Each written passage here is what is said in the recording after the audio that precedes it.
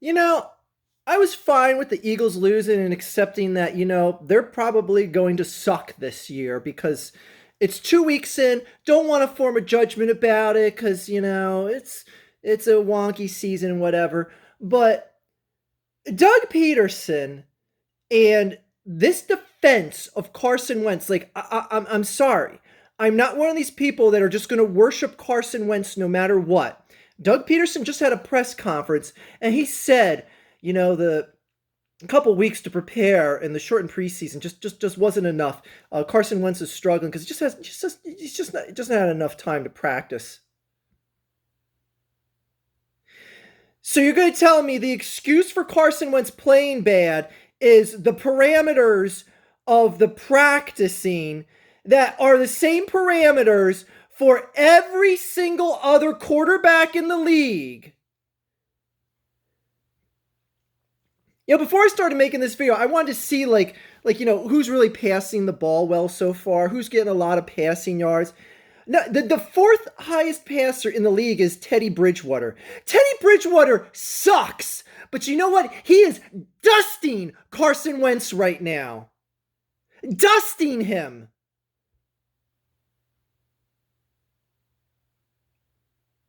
Daniel Jones is out passing Carson Wentz right now. 80% of the league is. Why can't we criticize Carson Wentz? Why is he so fragile that Doug can't just say he's not playing well right now? We're going to figure out what it is. Stop giving him a goddamn excuse. It's always an excuse with this guy. Maybe he's just not that good, Philadelphia. Maybe he just isn't. Everyone keeps saying like he's just going to magically be Joe Montana or something. God. Stop making excuses for this guy. If he's not playing well, he's just not playing well. You should criticize him like he's not playing well. Don't just be like, oh, well, shortened preseason. That's the only reason why he's not. Shut up! Criticize this guy. Maybe it'll motivate him. I can't believe this. The head coach of the Eagles right now is giving Carson Wentz an excuse for doing things like Zach Ertz on a 10-yard pass, 10-yard play on a third down. And Carson Wentz throws it so high over his head, not hit or anything, barely pressured on the play, throws it so high that if Zach Ertz was standing on Zach Ertz's shoulders, he still wouldn't have caught the ball. Do you need extra practice to complete a 10-yard pass like that? Like, I'm sorry. This ain't your first year in the league, Carson. It ain't your second, it ain't your third, it ain't your fourth. It's your fifth year in the league. If you need more practice to complete a 10-yard pass, to at least throw the ball to a point where the receiver can even remotely get a hand on it, then you got bigger concerns than practice. Talking about practice. Allen Iverson fans will know what I'm talking about there. Anyway, my God. This town can't criticize Carson Wentz. You can't do it. Can't do it. It's like he's so fragile. Just because he's such a nice guy, we got to give him the nicest excuses in the world. I'm sorry, he played like dog shit on Sunday. Played like dog shit. Honestly, the Eagles are lucky the score is even as close as it was because they had to be gifted a turnover on a punt return that just was a fluke of flukes that put you into the red zone right away. I think there's still a lot of good on this team. There's still a lot of hope and promise on this team. But man, if your quarterback ain't playing well and he's throwing passes up to airplanes in the sky, don't rub that off as that's a struggle that he just needs to have more practice.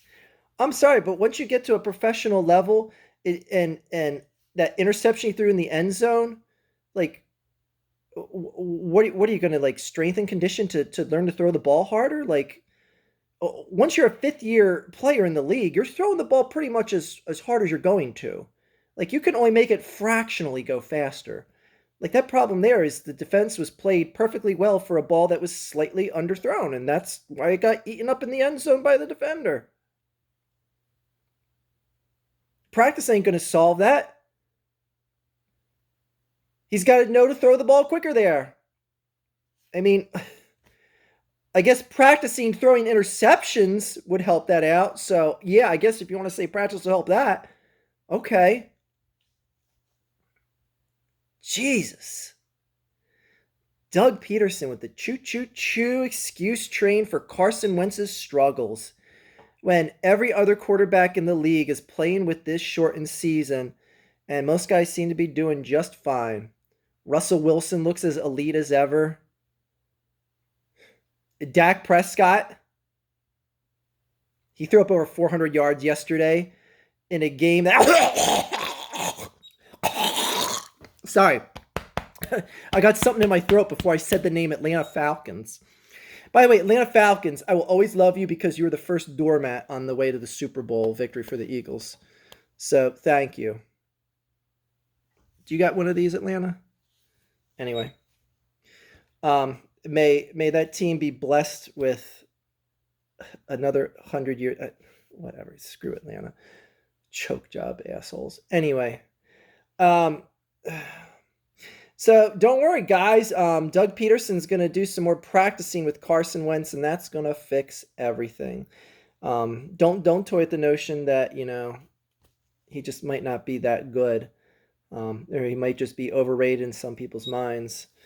I'm not, sitting here saying like, oh, we gotta bench him now. We gotta see what our backups can do.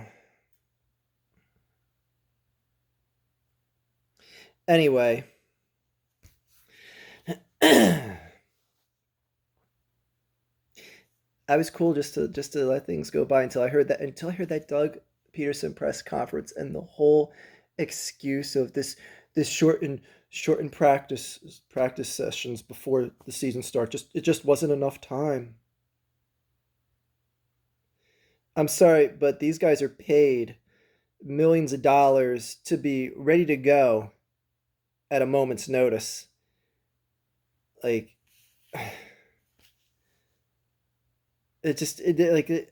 nothing was as infuriating this weekend of watching the play as much as hearing Doug Peterson. I don't know, maybe I'm blowing things out of proportion. Maybe it is practicing, and I'm just going to sit here and be like, oh, look, after 5 weeks of extra practicing, now Carson Wentz has thrown 400 yards a game. I'm sorry, but I just call things as I see them, and I seen the last 2 weeks of play, and I don't see a good quarterback out there. You could tell me what you want about the wide receivers not being top caliber and all that, but I mean, he threw a bad pass behind Ertz last week. He threw one, like I said, 10 feet over his head this past week. just holding on to that ball way too long in the pocket. He's not playing smart quarterback football. And you kidding me that you think just practice is going to solve this? Whatever. Bring on the Bengals. And by the way, if they lose to the Bengals, like I said, I'm giving the Eagles the first 2 weeks to, get in the steam of things. Oh, so you're saying Carson Wentz doesn't play well? No, I'm saying that Carson Wentz, it should at least look like a professional quarterback that's getting paid top-notch salary in the league at his position, and he doesn't. But you lose to the Bengals. After that, oh my God. You got to play the Ravens, the Steelers.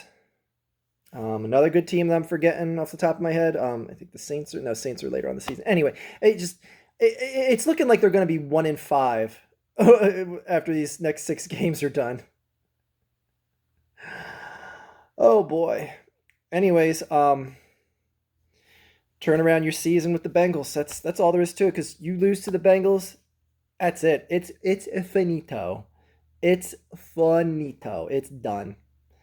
Anyways, congratulations again to the Atlanta Falcons for their another historic loss. Like what a franchise, what a history-making franchise of historic losses.